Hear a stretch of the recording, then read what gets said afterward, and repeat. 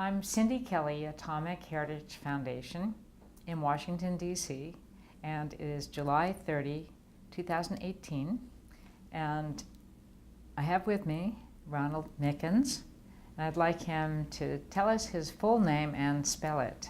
Okay. My full name is Ronald, spelled the usual way, R-O-N-A-L-D, Albert, E-L-B-E-R-T, Mickens, M-I-C-K-E-N-S.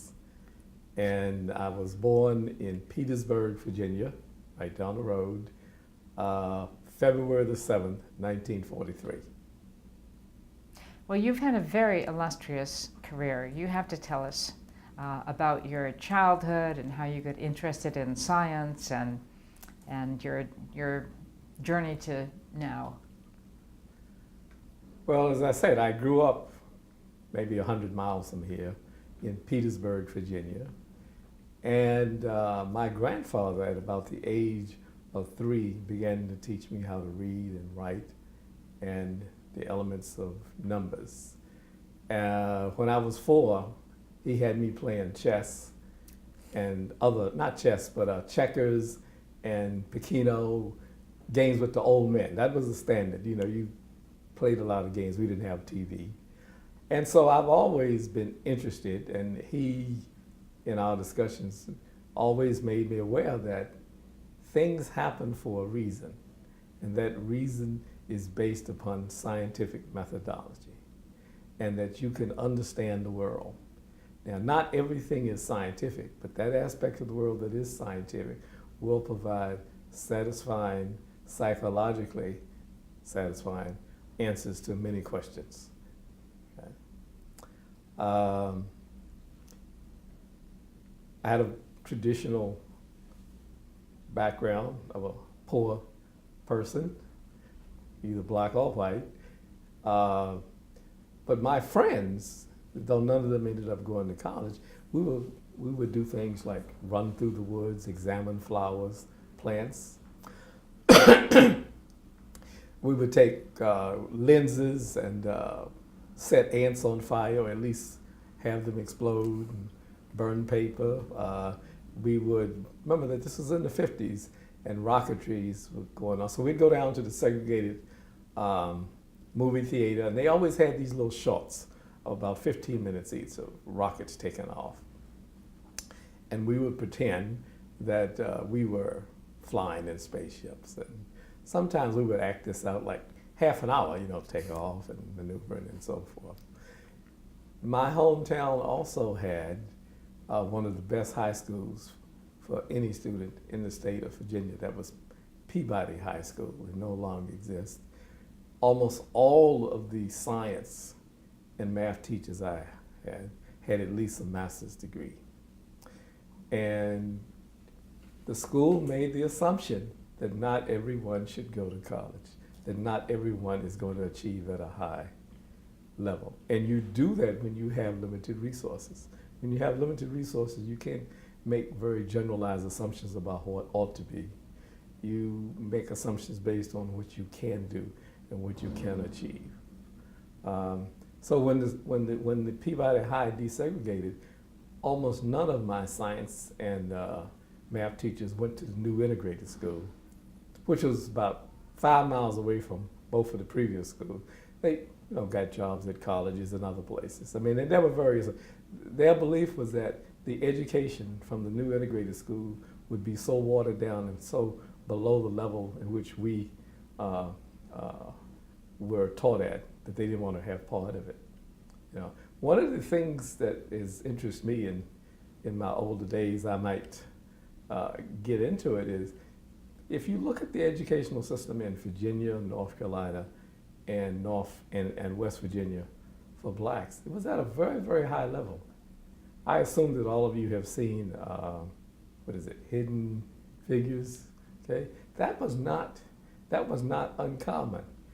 You know, in my high school, you took math every semester. You took physics, math, chemistry, biology. For example, in my math, we had regular geometry, we had spherical geometry. That's why in the movie this lady knew, about because she had this in high school. But the program was broken up into three parts. There was a collegiate part. It was called scientific collegiate. Everyone took the same thing, in terms of math and English. And then there was the regular high school. These were people who were going to be picking cotton and working in stores. I mean, if you look at Petersburg, it's centered about 5 miles from a very large military base, Fort Lee. And then there's Hopewell, big chemical place. And then we had a Negro insane asylum. And Brown and Williams was a major producer of cigarettes. I assume that what they did is they made cigarettes and then later on put different names on them. So in terms of jobs, one could get a job. The question is, what is it that you wanted eventually your life to be? The community as a whole had a great appreciation for intellectual activities, independently of whether you could get a job in that situation or not.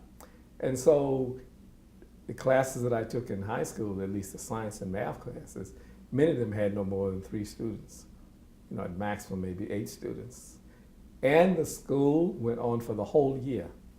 That's the only way the teachers could make money. Summertimes they couldn't get a job. And so I finished high school in 3 years. I mean, I wasn't skipped a grade, I just finished in high school. It was almost like a tri-semester.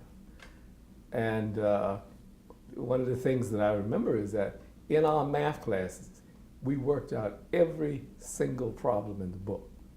But we didn't have these modern books. In modern books, they got dogs, they have Negroes, they have females, they put everything. These were just strict math books. And all of the classes were taught, you had to go to the board and prove a theorem.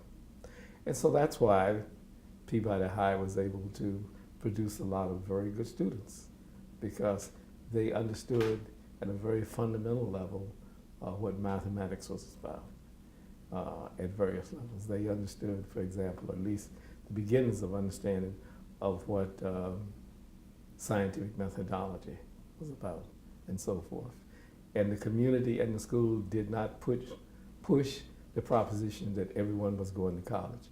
But there were, let's say, in the trade part of the school, jobs that allowed people to learn how to be a mason, or how to be a carpenter, or how to fix cars, and so forth. So to sum it up, I had a very good high school situation. I even took a course in home economics. Somebody says, why are you taking a course in home economics? 2 reasons. First of all, I wanted to learn how to cook. Second, that's where the young ladies are. And during that time, I was the only male in it. But in terms of the cooking, let me get back to that. I grew up in a family in which the men basically cooked during the week and the women cooked on the weekend. And so we were taught how to cook, how to wash clothes. Every Saturday we had to sweep the yards. We had to wax the floor. I mean, I don't know whether you know anything about linoleum or not. We had to do all of that because my grandparents would say to me, you should never have to depend upon someone to do anything for you if you can do it. If you're hungry, why would you want someone, why would you tell someone to fix you something when you can do it? Okay. Another interesting, I think, aspect of my life was that when I was 10 years old, 10, 11, I actually had 3 people employed in my employment. I took over a paper route, and I started out with about 100 and some papers, and then I gradually took over many others. So it got to the point where I had more customers than I could take myself. I had a little wagon, a little red wagon. And so there was a family, I think they were from the Philippines. There was a father, and they had 2 sons, and of course a wife and daughter. But I hired the father and the 2 sons to pick up the newspapers and deliver them, and I paid them a salary, and I collected the money. We also made a lot of money picking up copper wire. During those days, the newspaper would, if you take newspapers, you don't get, if you have, let's say, 500 customers, you don't get 500. But they come in bundles of 25. And so they would leave off bundles, but they wrapped them in copper wire. And the other paper boys would cut the copper wire and throw it away.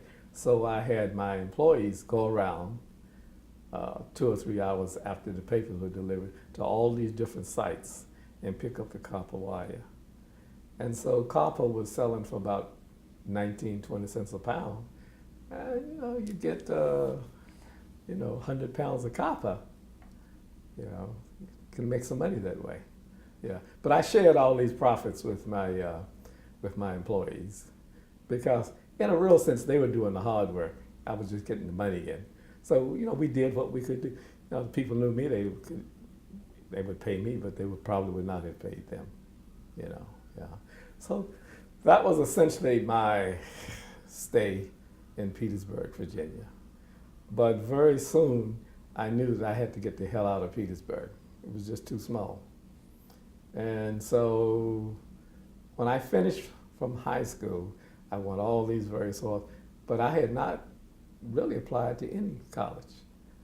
So we graduated in June, and one day I was walking by the high school, and the college counselor called me in and said, "What are you doing?" I said, "I don't know." My father wanted me to go into the military. Mickens family has a reputation for shooting people, so you might as well carry on the tradition within the context of the government and do it legally. There are a lot of Mickens, trust me, there are a lot of, I have over 200 first cousins. But anyway, so she said, there is this place that I went to, Fisk University. I'd never heard of Fisk, F-I-S-K, in Nashville, Tennessee.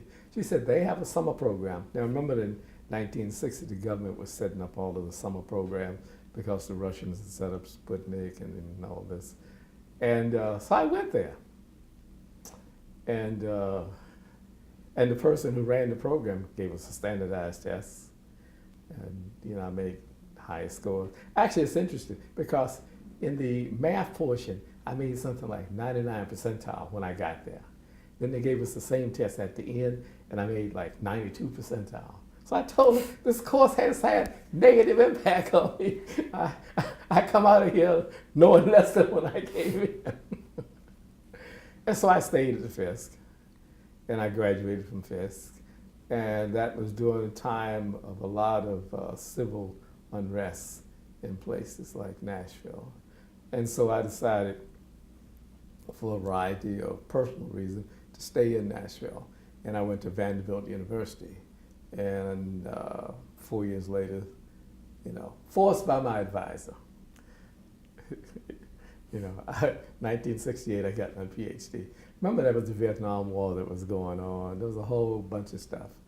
And so I just put it off. I kept putting it off. And he says, look, you have 1 month to decide. He says, if you either, and I'd also gotten a National Science Foundation postdoctoral fellowship to MIT, which I was going to turn down. So he says, you either leave or I'm going to give up on you. I said, okay.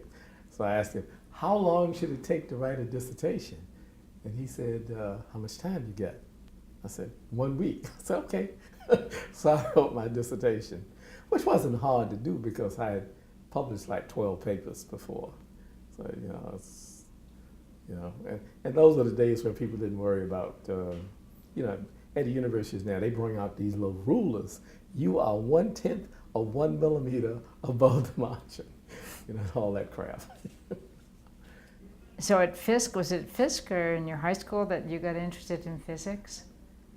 Where did your love of physics come from? Well, I don't consider myself a physicist. I work on whatever I feel like I'm interested in. When I was at Fisk, I started out formally as a math major, and that got boring, chemistry. Fisk had a Phi Beta Kappa chapter, so which means that if you were going to be elected to Phi Beta Kappa, they only give it for a BA degree. So that meant that if I took 50 hours in science, I had to take, 18 hours in some other field. They call it cancellation. And so I was able to take economics and history and all this other stuff.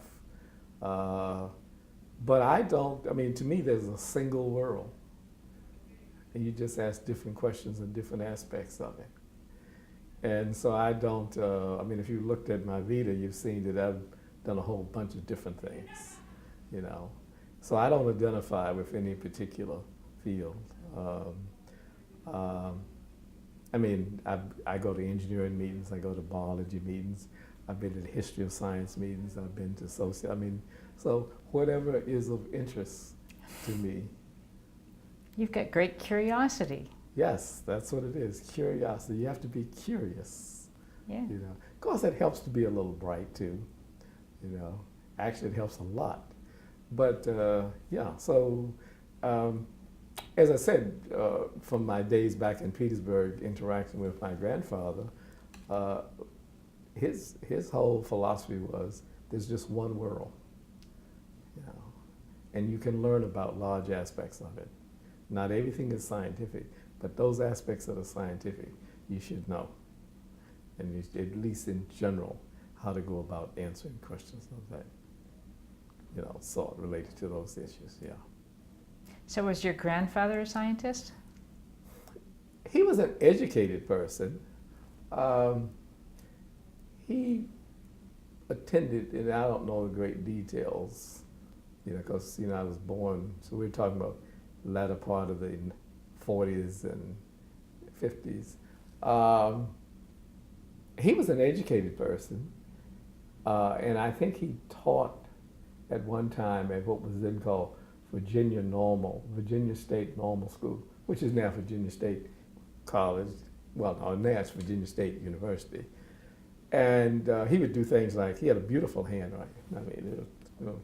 Think Declaration of Independence, I think he wrote that. Anyway, so when people died, he would write the notices, and when people wanted to write letters. But he was just,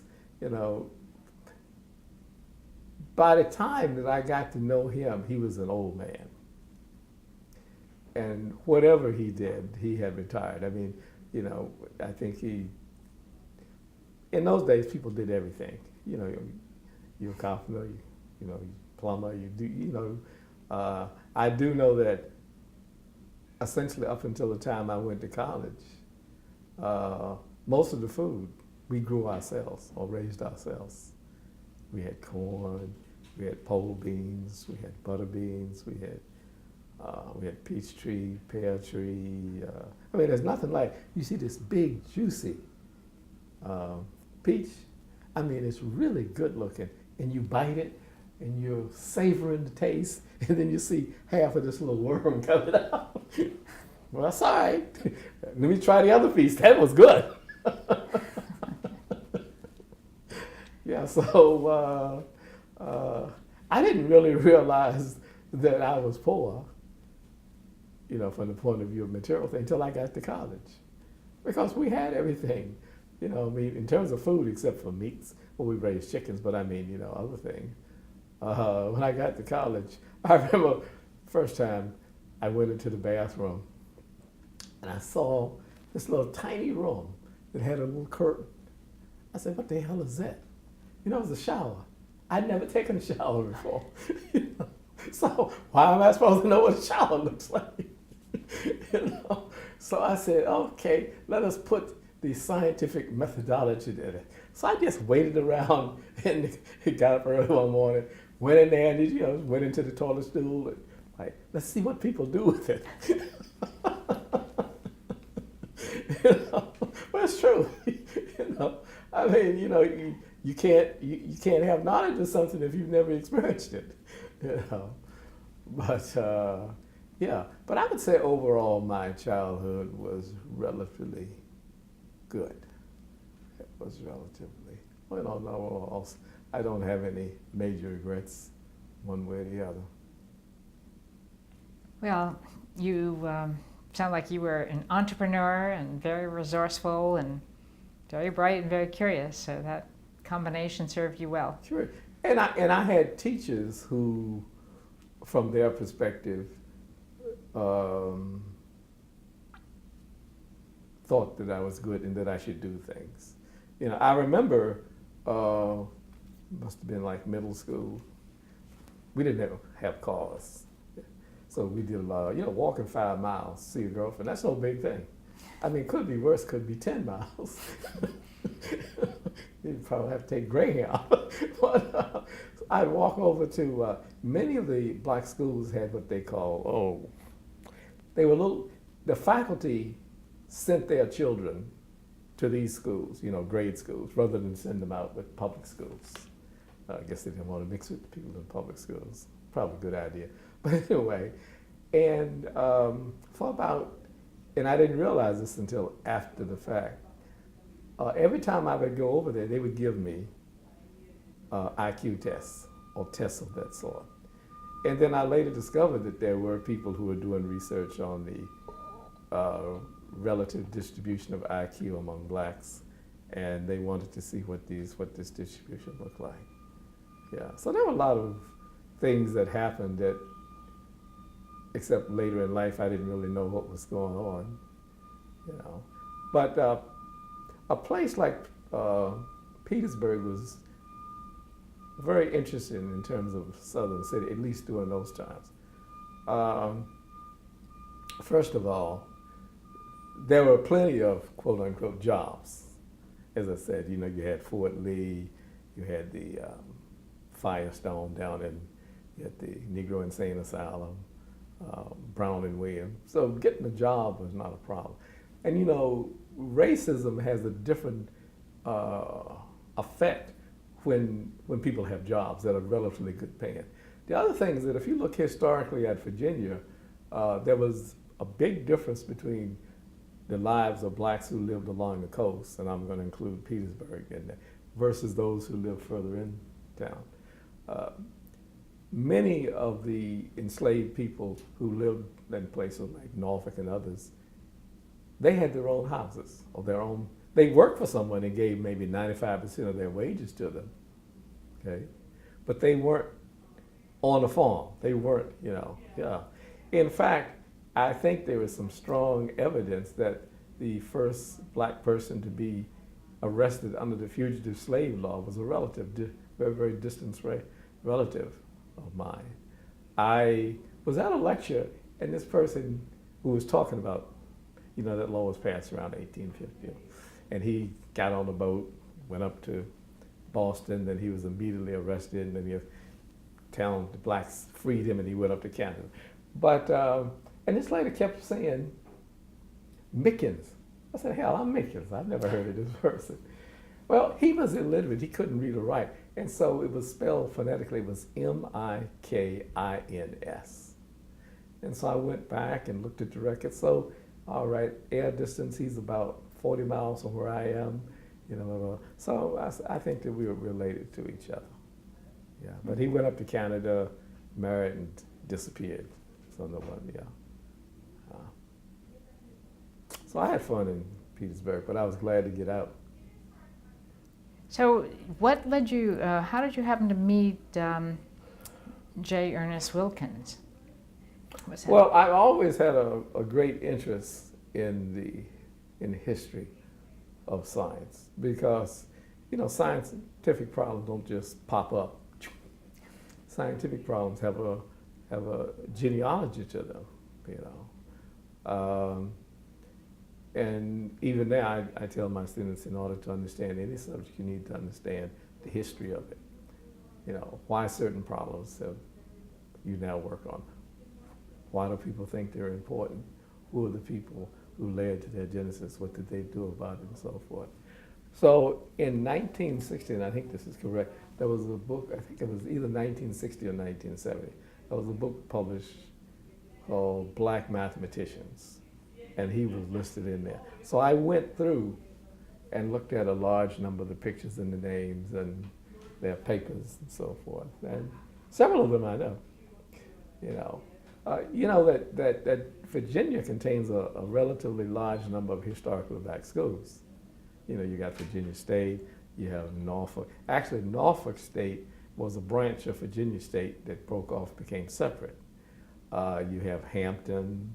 Yeah. So then there are schools over in Richmond, Virginia. And so that just fit into, so I looked through and I saw his name. And I mean, he was just one of many people that I became interested in learning more about. I became very good friends later on, and I'll get to Wilkins in a minute, to a fellow by the name of Albert Turner Barucha Reed, who, as it turned out, was born in Virginia, world-class mathematician. The reason why he has that hyphenated name is that he married an Indian. So he was really, they accepted it into that very high-class Indian society, of mathematicians. And so he knew all of the famous astrophysicists, the fellow up there, what is it, Chandrasekhar or whatever, yeah, at Chicago. They were friends of his and so forth. But the point I'm trying to make is that I saw these names in this book, Wilkins' names, Al's name, and I just, asked myself, one, what are they doing now? But so I met Wilkins, and who was a very interesting person. First of all, he said very little about himself, but he was strictly logical. I mean, by that, and I mean, I knew 2 of his 3 wives. She would tell me, we went to a restaurant the other night, and the waitress added this up, and she was off 1 penny, and then J. Ernest pointed this out to her.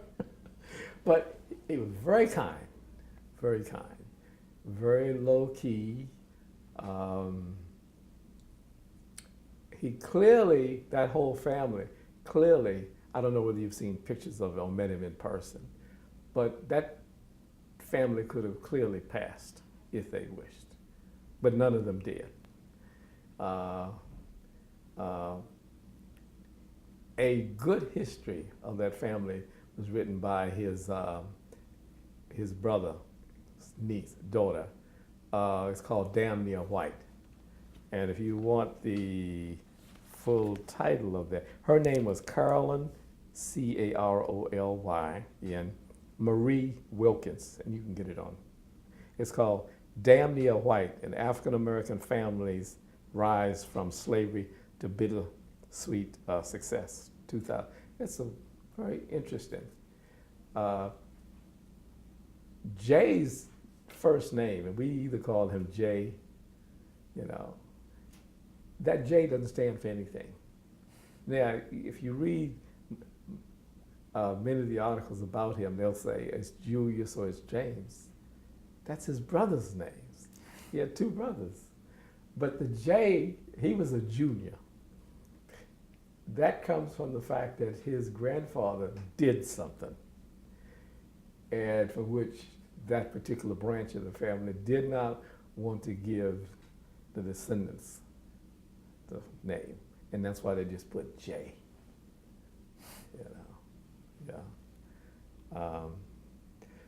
But he was. I remember one of the things we went to lunch twice a month. Jay and 2 or 3 other faculty members, a person from Georgia Tech, and one of the female faculty members in math.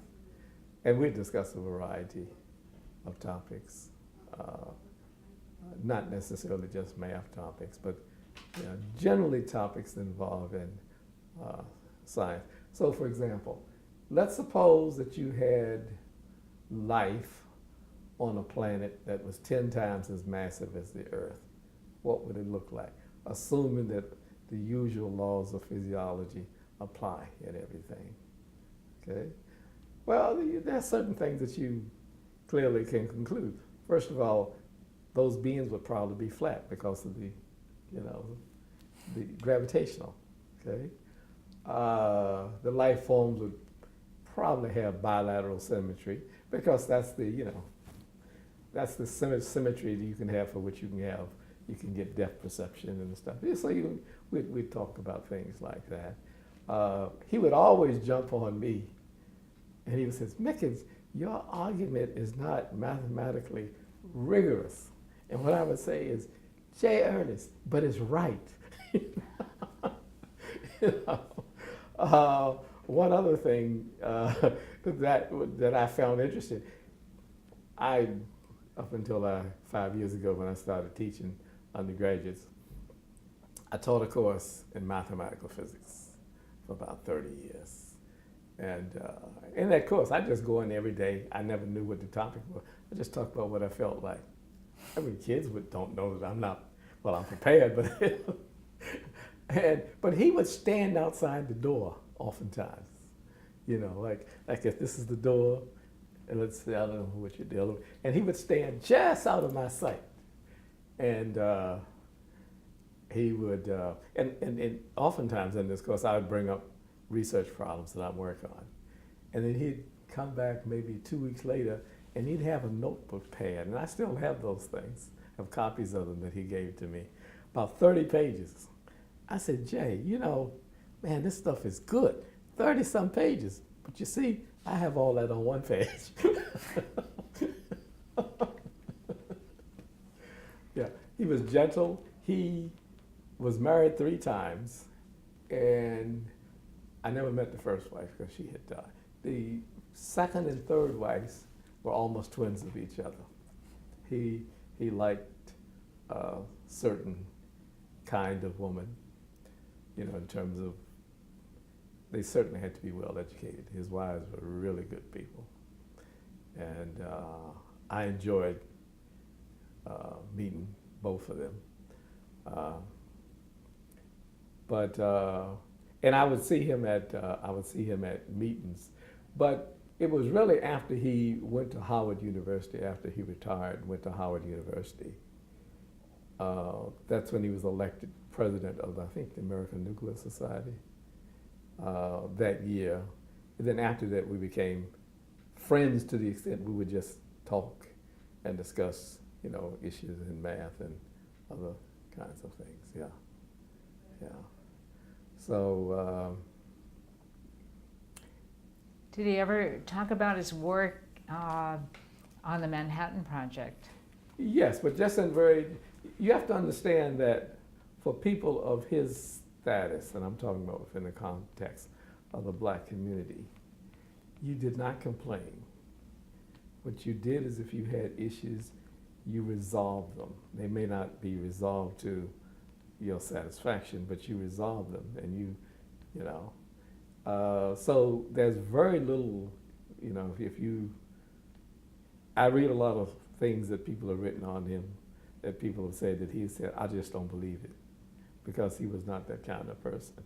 And that was not what people of his, and I'm going to put it this way, of his class and his education. You know, his mother was a University of Chicago graduate. His father was a University of Chicago graduate. And I think he had 1 or 2 of his brothers who went there. There were just certain ways of how you presented yourself and what you thought about things that you never said in a public manner to other people, you know. But in spite of, you know, what other people say, is that, I mean, you know, one of the advantages of reading history is that you find that human beings are son of a bitches.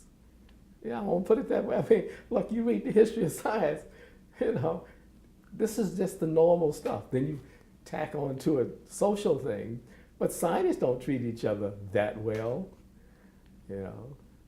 There was a very famous scientist, and I'm almost certain this is true, there was a very famous scientist who eventually won the Nobel Prize, and he was involved in a large experiment, and they found him sabotaging an experiment at a laboratory by urinating on the equipment, and they gave him a year's leave. So, you know, these, you know, when you have an understanding of the history of how these subjects evolve and so forth, it gives you pause. Says, okay, well, you know, I don't like the way people are treating me, but on the other hand, could be worse, could be better too, but it could be worse, yeah.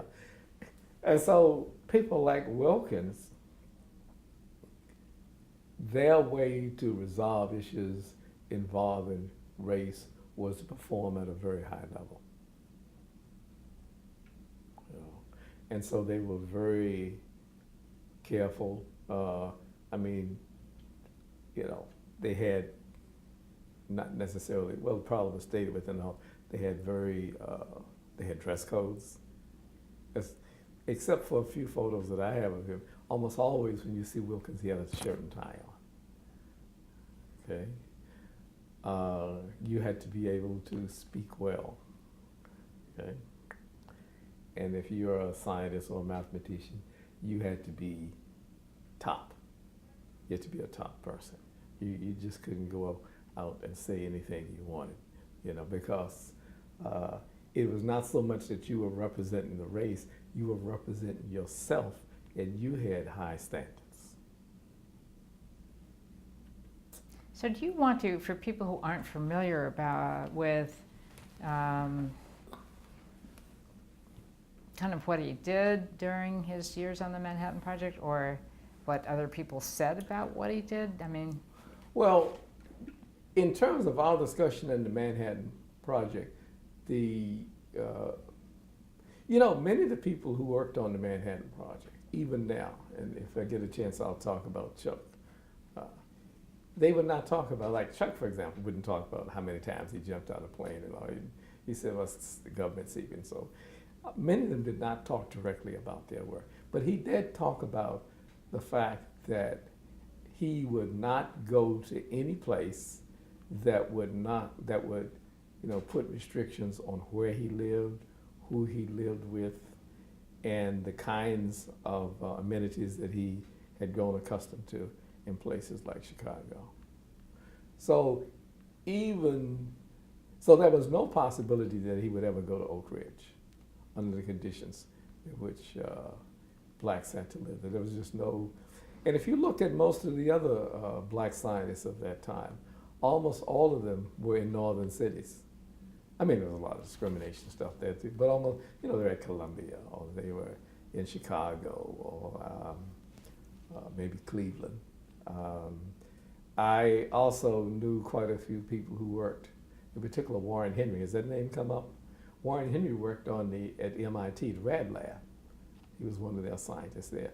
He got a PhD from University of Chicago in physical chemistry. In fact, it's interesting. Jay was the baby. When Jay was there, Jay was a teenager.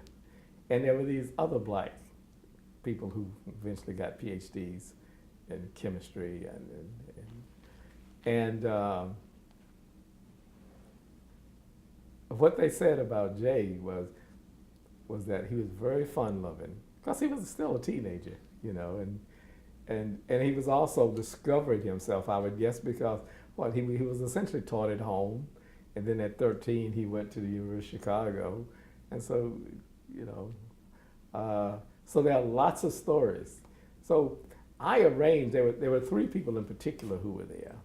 There was Jay, there was Warren Henry, who got a PhD, and Warren Henry became a very eminent chemist. He did work involved in plutonium, I think. And he ended up at Naval Research Laboratory. Then he went to Howard, became a professor. And who was the third person? Henry McBay. Yeah, you might have heard of his wife, Shirley McBay. Yeah. So the three of them were there at the same time. And you had a span in ages of probably 15, 20 years. Because a lot of the other black scientists, what they did is when they got an undergraduate degree, they would go teach or maybe become a principal somewhere. And the northern schools would do the following. They would say, we will admit you, but you have to spend at least a year here just so we can find out what you can do. Secondly, many of them couldn't afford to spend a year. They needed a job. They had families. So oftentimes they would just go during the summer. So that within the context of this group of people, if you were offered a research fellowship, then that was something major. And you knew you never were going to get a TA for the obvious reason. Because if you had a TA, there might be some southern cracker there who would write back to their father. And I hope you folks aren't offended by the word cracker. I'm just using the word that, and that happens sometimes. That's why they never offered these people TAs. They either offered them nothing or they gave them a research scholarship or research, yeah. And but it was a very close knit. So that those three people, Jay, Warren Henry, and who was that third person? McBay. I got them together after, 50, 60 years. At that time, Jay was teaching at Clark Atlanta University and doing research. Henry McBay was at Morehouse College, and we eventually brought him over. And the American Association for the Advancement of Science was having a meeting, and I told Warren Henry to come down. So that after, 40, 50, 60 years, all three of them together. Now they had seen each other, pair-wise, but not all together.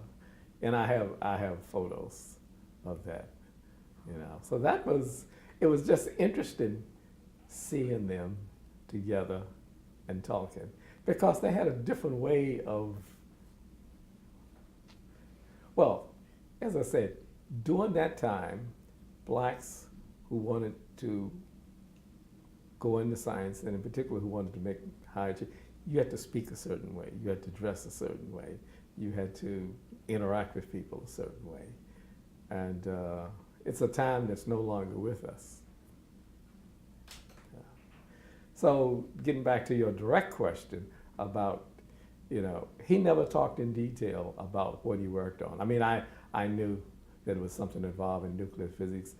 Several of his papers, I have a copy of his video. Do you have a copy of that? Because I can send you a copy if you want it. That'd be good. Okay. Many of those papers have been declassified, but I think there's some, the classification system is strange, yeah. But it involved reactions, neutrons, gamma rays, and there was some open literature, but we never particularly talked about that, because generally it's not so much that I would not understand the details of it, it just was not of particular concern within the context of the discussion. But he I wouldn't say he did not want to talk about the discrimination and things of that sort, because he just felt that it was, and I think I'm right about this, that it was over with, that there's nothing to discuss about it, that he wasn't going to Oak Ridge, and he probably wasn't going to, what's the place out in Washington State? Hanford. Hanford, he wasn't going there because they were a little better than Oak Ridge, but not much better. And what he did was such that, Los Alamos had a whole different set of things that they wanted to, And so after graduating and going to Tuskegee, he spent time with Wigner. And I think there are 3 effects that are named after he and Wigner. I mean, one of them, I have it written here somewhere.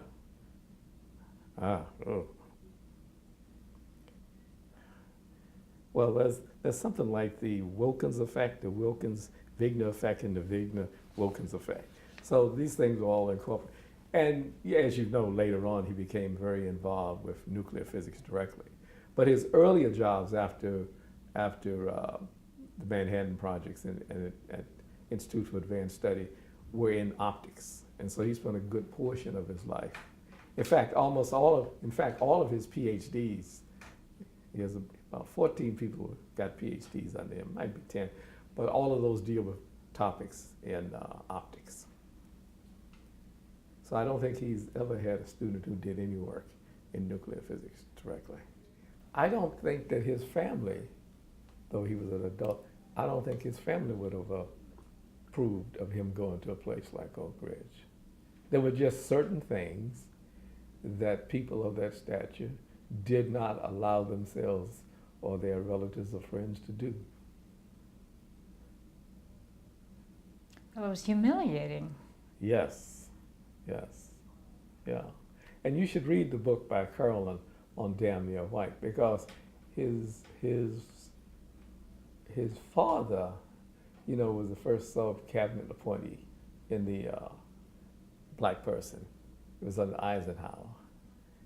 And I won't tell the whole story, but he ends up dying, and it was probably, he had a heart attack because there was a position that he was almost certain that he was going to get, and the politics moved him out, yeah. Was he an academic? Or what? No, he was a lawyer. But he lawyer. spent a lot of time with, early during the war, you know, appointed to government panels and things of that sort. You know, but I assumed that he made his money being a lawyer. So you've written a lot about African Americans in science. Yes. So tell us about some of them, or the trends you've seen. There are actually more out there than, I mean, I think that if you see the lists out there, the various official lists probably contain about 50% of those that are out there. Because I'll give you one example. There was this young lady, I'd heard about her before, but I looked her up again. Her name is Carolyn Beatrice Parker. She was a 5th graduate, my school.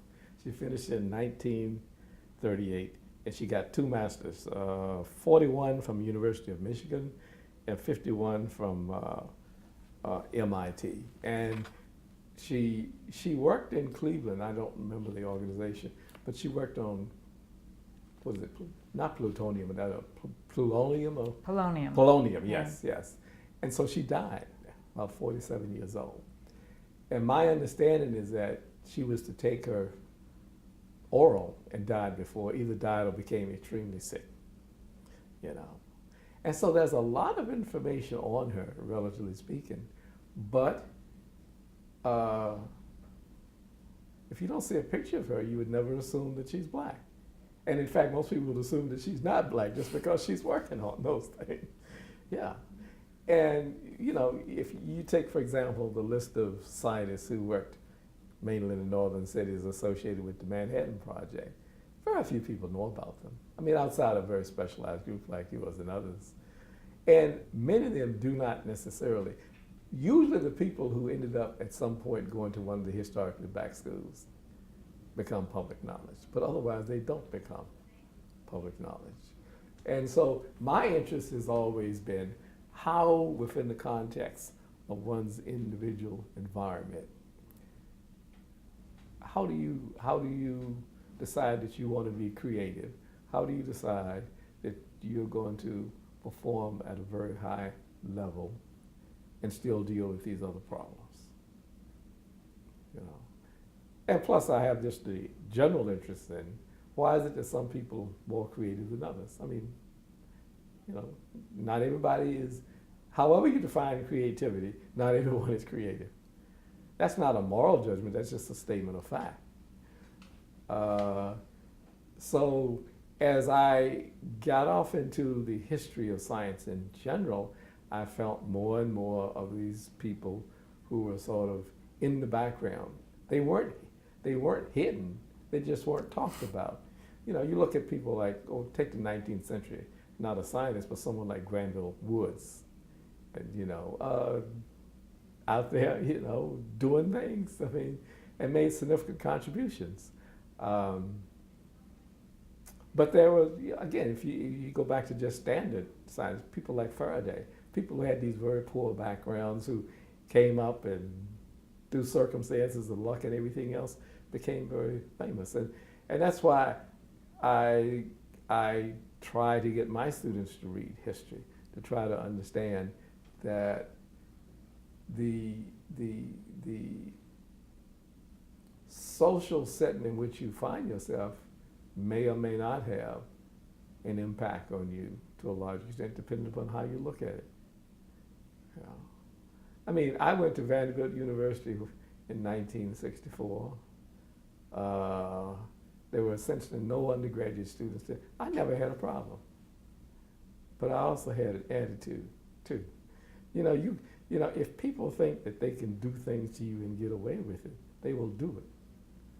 You know, and so you make it clear you're not going to be able to do that. But the young kids who came on after me had lots of problems, psychological. They weren't prepared. You know, there was one young lady I met, and there's a project at Vanderbilt University where they're interviewing graduates, mainly undergraduates. And she said, she lived over, her father, I think, was a professor at Tennessee State. She says, oh, but I got there, I thought all these problems had been solved. Well, you know, you go into a situation like that, 1964, you know. And so, you know, there is some justification in saying that a little violence will help you. Because if people, unless they have overwhelming firepower, you know, if it's known that there's going to be some response to what you say. The other thing is that you also have to not be upset by everything that someone says to you. Because you're not going to get anything done doing that way. Yeah, yeah. When I went to Vandy, my major professor was chair of the physics department, Wendell Holliday.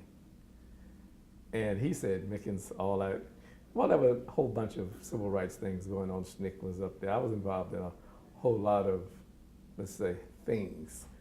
And he just says, do physics. And that's what I did. I had a Woodrow Wilson Fellowship. I had a Danforth Fellowship. So, you know, I was okay. And I published about 11, 12 papers before I left. So he had confidence that I could do physics.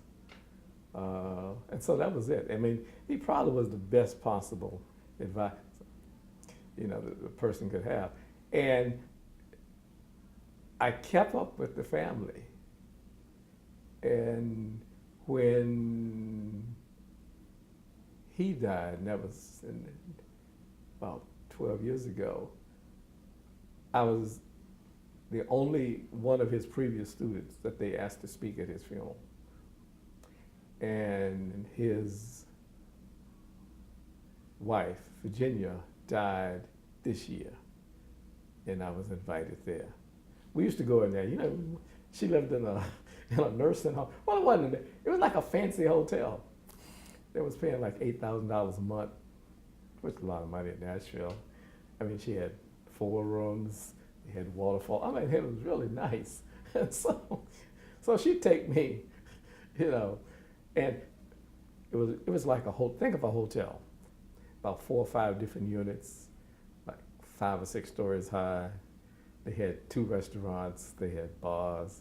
So she'd take me in there and she said, hey everybody, I want to introduce you to my son.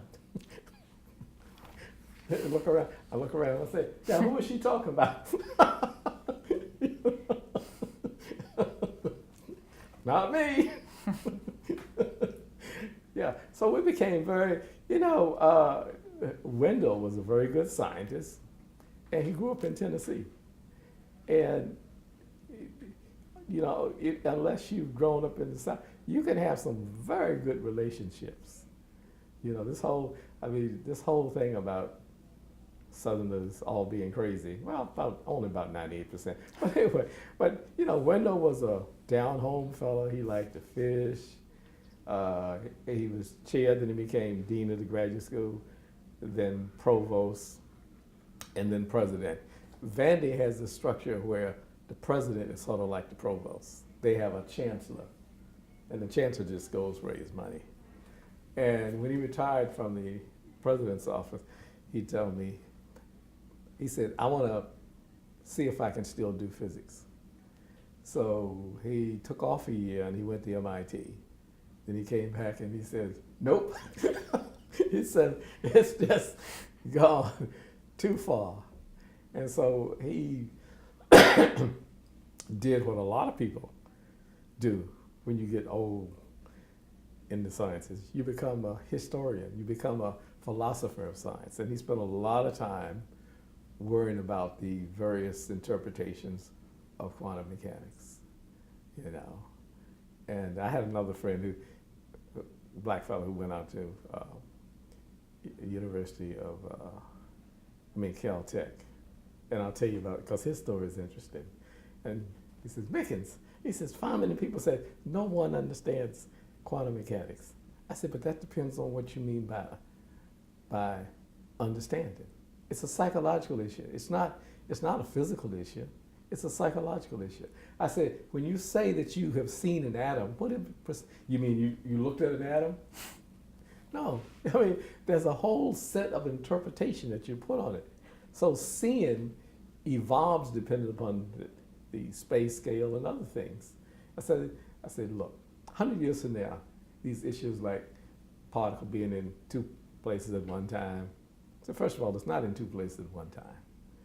You know, I'll give you an example. Suppose every day you plot how you get over here. Now there are probably lots of ways you can get here. And you plot, okay, let's say on day one, you went this way. And you plot those. So you're going to get some peaks. So there are some ways that are more probable. Well, if you plot that, think of it as a wave function. There's a peak here and a peak there. It doesn't mean that on any given day you were here and there. It means that if you were to guess which way you would go, this is more probable than the other. So, but my friend who went to Cal, I know that I'm rambling, but I do this all the time. But my friend who eventually became associate director for science and engineering at Jet Propulsion Laboratory was a graduate student was an undergraduate at Morehouse College. McBay had over 50 students who went on to get PhDs in chemistry and other fields. And McBay would say, you have to go to the best possible school. And so he sent students to Berkeley, to Caltech, to University of Chicago. He says, the only way that you can prove yourself is go to the best possible school there is. But, going back, so when Jim wrote to Caltech, and I have a copy of the letter, this is the essence of the letter. Dear so-and-so, we have no idea what the hell Morehouse College is. But they didn't put the hell part in. And so we have no way of measuring your abilities. If you wish to come, we would suggest that you bring enough money for a round trip ticket. I mean, that's roughly what the letter said.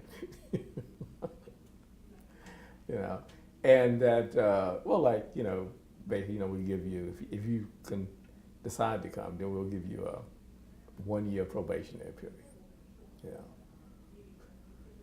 So, but it's fine when you read it, you look at it, you know. But I always tell people, what you have to do is you have to look back. The letter is not as glaring as it seems if you go back to the time when it was written. They didn't say he couldn't come. And they were probably honest when they said they'd never heard of Morehouse, you know. And so what would you do under those circumstances? You know, if you never, if you traditionally get students from one kind of background and you see another student. So he said that letter made him that, with great determination that he was going there and succeed. And that's what he did. He got a PhD, I think 4 or 5 years later, and then he ended up being associate director for science and engineering at Jet Propulsion Laboratory. So, but you have these are the kind of stories that you really don't hear people talk about. getting back to University of Chicago, I was at an event, and I won't say this person's name though, and it was someone who was a dean at the University of Chicago, dean of the school. I think they call it mathematics and natural science, whatever they called it. Yeah. And I was telling him about Jay. I was telling him about Warren Henry. I was telling him there was a whole bunch of other people. And he had never heard of these people. So since I'd written on some of them, I sent him a whole batch of stuff back. Now the thing that pissed me off was the following. We were at an event about a year later, and he comes up and says, "Oh yes, we take care of all of our people." It made it sound as if he knew about this all the time. Anyway. So how many people were there at the University of Chicago who were black at the time that Wilkins Well, if you look at the period, you know, the United States had decided back in the 1930s, you know, that there was going to be a war and that they needed scientific personnel. So if you look at the number of blacks who got degrees in the 1930s, particularly from about after 1935, there's a peak there. There's a fellow who was at University of Wisconsin, Hubert Max Thaxton, that almost no one knows about. He wrote papers with BLATT, you know, B-L-A-T-T, nuclear. I mean, so that it's really hard. I mean, at Chicago, I know that probably at one time they had at least 5 or 6 graduate students working on PhDs. But, you know, if you just walk across, suppose you're walking across campus and you see somebody like J. Ernest, you'd never think that he was a minority. And so see, I tell people, I'm not in favor of this is the first black to do that. You don't know that. I know that not to be true. Because I know at Vanderbilt University, there were blacks getting degrees over there, if they were fair-skinned enough. And oftentimes what happened, if you look in the South, we have these historically black state schools. Many times the president of those black schools were the offspring of some big powerful person in the state. And so their father got them these positions. And sometimes there's a statue, and I won't make the name, in Atlanta, downtown, or somebody. And then there's a black guy who has that same name, and they look exactly the same. So that was quite common, you know. Within the context of my family, and I'm not going to say what, I have a relative who was born back in the 19th century. And her mother had several children from the master. When she was about 14 years old, she was fair enough, because when I met her, she had long gray hair, blonde hair, blue eyes, that her father wanted her to live with her, that she could pass. And that was quite common, you know, yeah. But I'm trying not to give too many details. But anyway, someone that she worked for a very powerful black person, and it turned out that they didn't let her go back. If you look at, you've heard of Elma Ines. Elma Ines was the second black to get a PhD in physics, 1918. Fifth graduate. He was married to Nella Larson of the Harlem Renaissance fame, you know, okay? And that's interesting. A lot of people did not know, connected to, because it was only after he died. All of her novels are under Nella Larson. It was only after he died, that she changed her name back. And no one could find her. And she was living right around the corner there. She changed her name. Her father was Jamaican, no, from the Virgin Isles. Her mother was from, where's Copenhagen? Denmark. When the father left them, I'm not sure afterward, but I guess when they were young kids. So when the mother remarried, she decided that Nella was not fair-skinned enough to live with them because the second husband was going to move out to California.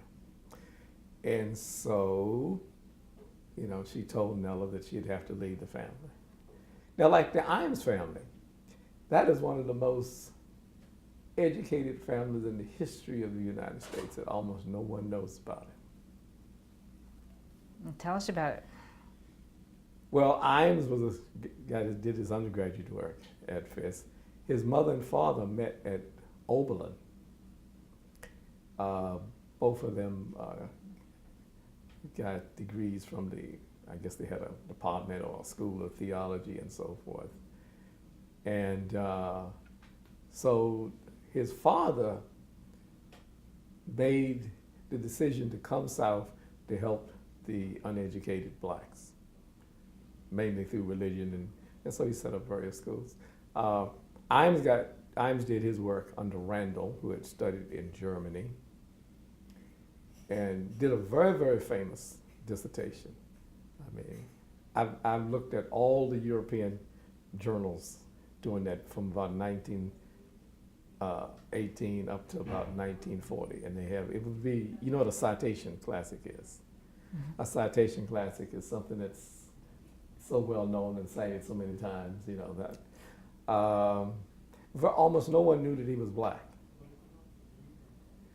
I was able to meet one of his students, and she told me that she would, when I say student, she was a work student, that she would get these letters from people in Europe and everything. They would write to him, you know, for papers or for advice on various research topics.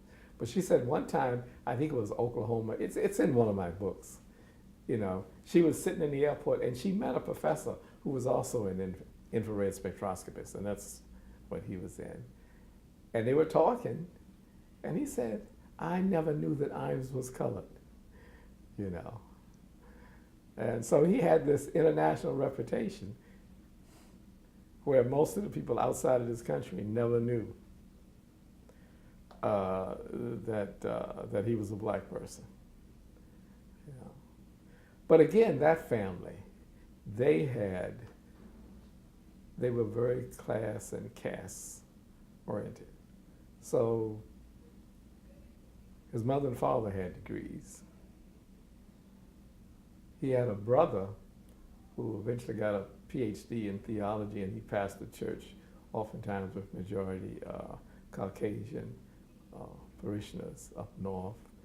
His brother also, that brother, was for 1 year dean of the chapel at Fisk. He had another brother who was in industry and, you know, made a lot of money that way. But they looked, I mean, they could pass for white, but they chose not to. So the origin of the Monin family, we mean back in the 19th century, was in Pennsylvania. And so that group eventually split into a white group and a black group. The white group was primarily those who could pass for white. But this was quite common. 2 or 3 years ago, I saw a documentary that was based on Creoles down in New Orleans. And there was one photo where there must have been like 14 kids. And my color all the way up to your color. And what they would tell them is, look, if you can pass, pass. So this is going to be the last meeting. If you see me, do not speak to me, and I will not speak to you. That happened a lot.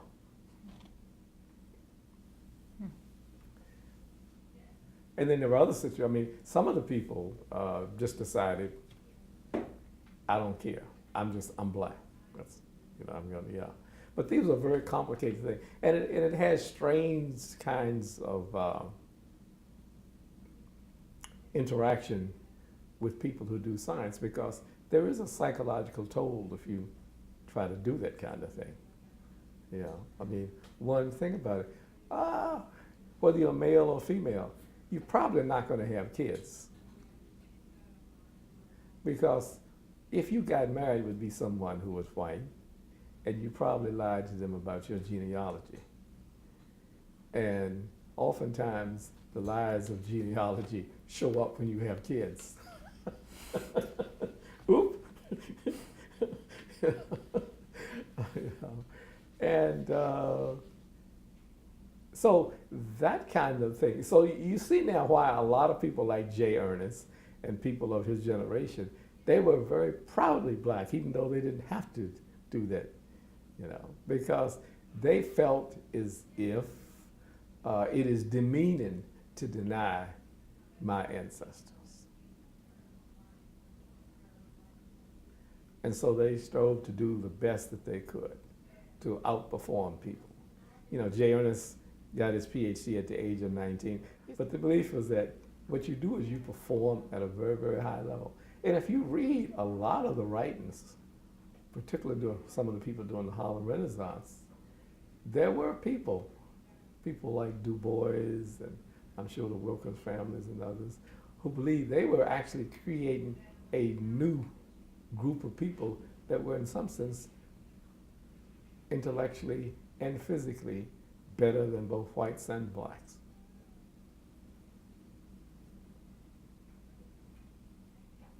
So that's, you know, so it's a very complicated situation. But Wilkins did not talk very much about, his view was, you know, he wanted to be evaluated on what he did, you know, and he would never allow himself to be put in a situation that would be overtly humiliating. So what, I mean, after the Manhattan Project and when you were starting your own career in physics, was it, had the times changed? Was this still a big issue as someone who is black trying to make it in physics or any point? Well, you know, I left Vanderbilt and I went to MIT, to the Center for Theoretical Physics. And I fooled in that, and I used that word fool for about 10 years. And you know how you do something and then later on you decide, I must have been crazy to do that. You know, it's like trying to do nuclear physics when you don't have a reactor or something. But it was fun. I mean, I published a whole, probably 30 papers, interested in mathematics, but of total nonsense to use. I mean, it was right and all that. And so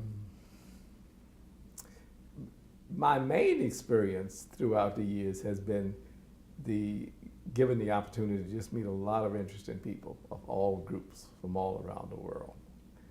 And again, what you find is that whatever problems you think you have, it's not unique. There is, in the book of uniqueness, it's blank. That what you face is what lots of other people. I mean, look at Madame Curie, you know, when after her husband was run over by the horse carriage and everything, and then she had this relationship with, you know, yeah, I mean, these problems, and again, I keep saying it, I tell my students, read about the history, and you'll find I'm not justifying that people should treat you a certain way, but you're not unique. You're not the only one, and it's not just because you're black or that you're white or otherwise. This is just the way human beings, you know, treat each other. Well, one of the reasons why I'm here is that the American Association of Physics Teachers is meeting here in town. And I'm giving a talk tomorrow morning before I leave tomorrow afternoon on physics training and mentoring at Fisk University. And so I'm going back to the 19th century, you know, the founder of Fisk. And, you know, Imes went there and founded the department in the 20s. And the fact that students were almost immediately put into the laboratories. I know when I went there as a freshman, they had all this big equipment and all this stuff. And they said, here's a book, talk to some other students. We'll kill you if you mess up. Yeah, so that's you know, many of the younger kids don't have any experience with reality. What you see on TV, what you see in these little video stuff is not necessarily reality. You know, it's like the comic, you know, was it? You know, the little animal runs out across the cliff, then discovers the law of gravity. You know, but they violated all these laws before they get there.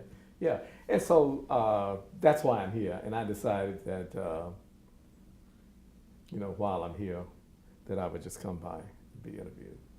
If you could also say what university you're affiliated Oh, with. I'm currently at Clark Atlanta University, located in Atlanta, Georgia.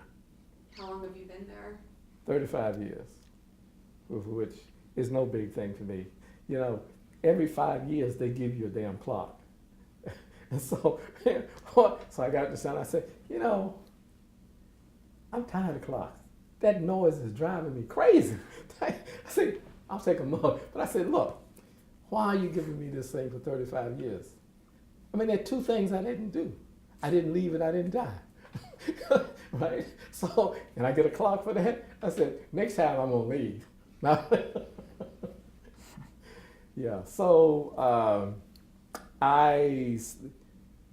Atlanta University, the name Clark Atlanta, there were two separate schools. Atlanta University, for most of its lifetime, was a graduate school. It had no undergraduates.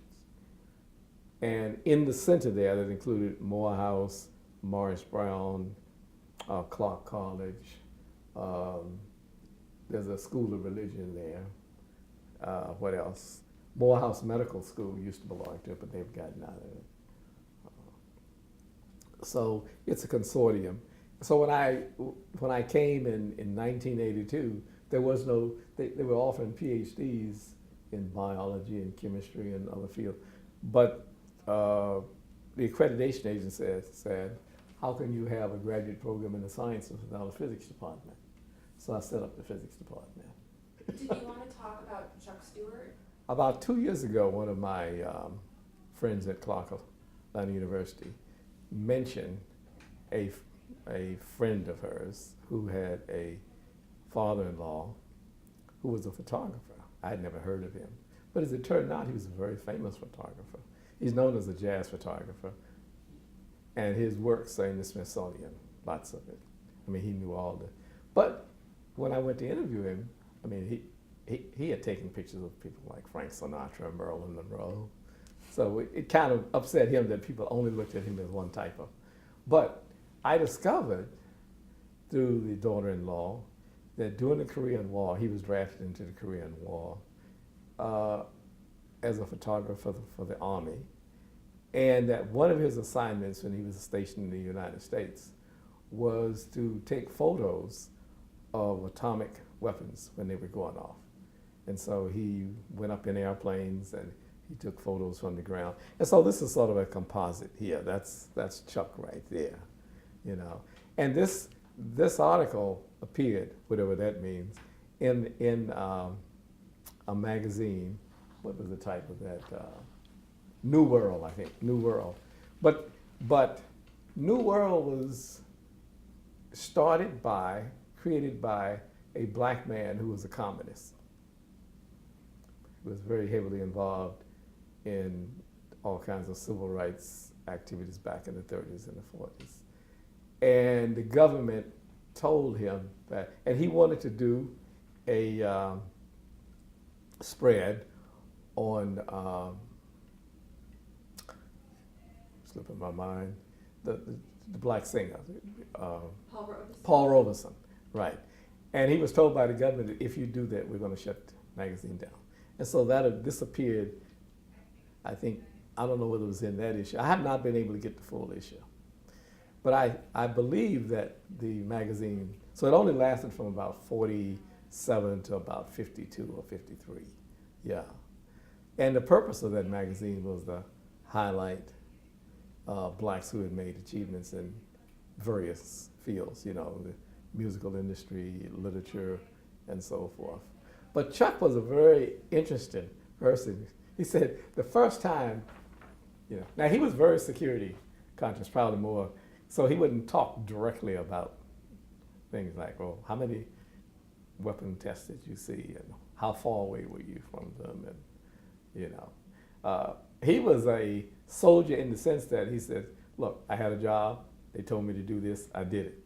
I didn't ask them any questions, and they didn't ask me any questions except hand over the film, you know.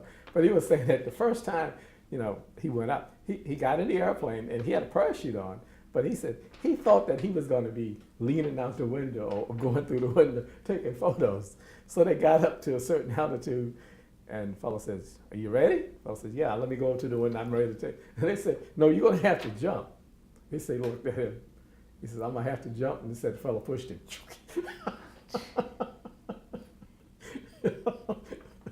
He said it wasn't bad. I mean, but you had to, see, that was a group of people. I mean, I can't, like I said, to him it was a job. I mean, he later went on, he showed me all of his other photos of various generals, and because he was stationed in Korea and Japan and other places, you know, yeah. But other than, he gave me some related Army materials. But again, it would be very nice. And I suspect that almost nothing about his life in the Army as a photographer, particularly taking pictures of atomic weapons, is probably all classified. I haven't been able to find anything about it, you know, except that they acknowledge the fact that he was in it. While I'm rambling, there was a black woman, and let me just tell you what she did. The name may hopefully will. She was the document handler and administrative assistant to Project Matterhorn. You've heard of that? I think it was B.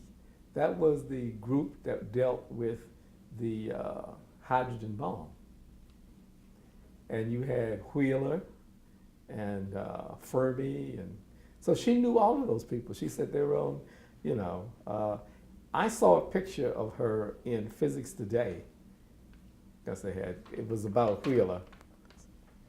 And it was this black woman standing on the, you know, in the middle of all these people. So I was able to locate her in 2 days. I knew her name. So first of all, I Googled stuff. And some names came up, and one of them was a lady who was president of Jack and Jill. You folks know what Jack and Jill? That's, yeah, okay, Jack and Jill. And so I contacted them and I said, I would like to get in touch with her. I don't expect that you're going to give me her contact information. Tell her what I'm interested in. And if she wants to contact me, she can. So she contacted me within a day. And part of her documentation, in which I'm interviewing her, appears as part of the history makers. You heard of history makers? Yeah, yeah. But she was, you know, 51. We're talking about what, 4 years ago? So she was very old and frail, and yeah. And you can't believe people who are old and frail. I mean, nothing about them being, people's memory change. I'll give you an example. IM's advisor at Michigan was Randall, very famous scientist that nobody knows about now. He had went to Germany and studied under the famous people there. Someone asked him about IMS, and his claim was, oh, he didn't understand what he was doing. There are lots of other documents from other students who were there and other professors who were there who say exactly the same thing. No, not that. I mean, that IMS was if you read it, his obituaries and everything, there were people praising IMS and so forth. So why would a person like Randall say that? Now, and the interesting thing is no one has ever brought that issue up. I'm gonna bring it up. No one has ever brought it up. But I think it was the following. Because of the work that IMS did, and he was able to use in diatomic molecule infrared spectroscopy to verify some things involving quantum mechanics. That not only did you have vibrational, but that the rotational spectrum was also quantized. I think that this is something that Randall wanted to have attached to his name rather than IMS. And so you have a black person who you know is never going to be able to go out there and perform to the extent that he did in graduate school, primarily because the resources weren't there. And yet all these other people are recognizing him.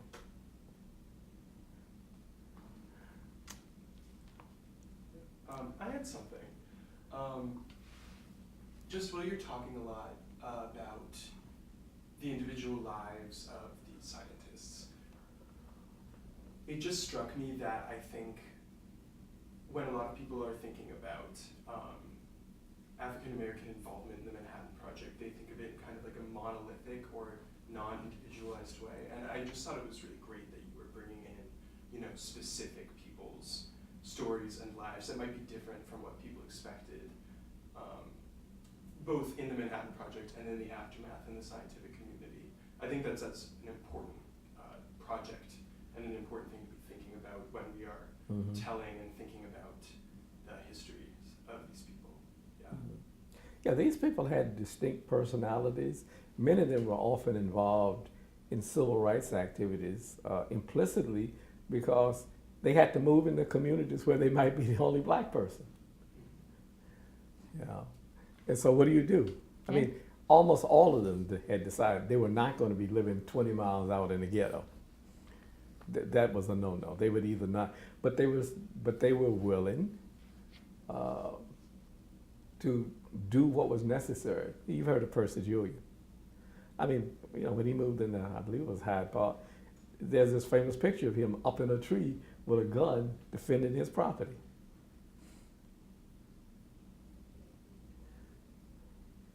It would be nice if someone could write a coherent story of all of this, where you don't have just the individual, and see that there are these connections, not necessarily that these folks knew each other, but that they had very similar responses to what society and the various communities in which they either grew up in or lived in, about how to deal with it. How did someone like a Percy Julian function, who was operating at the highest levels of research and development in organic chemistry, and yet had to worry about whether somebody was going to blow up his house or set his house on fire or shoot him, And they were able to do that. I mean, he's not the only person who was in it. There are lots of groups of people around the world that live under those circumstances, but so how do they do it? What are the coping strategies?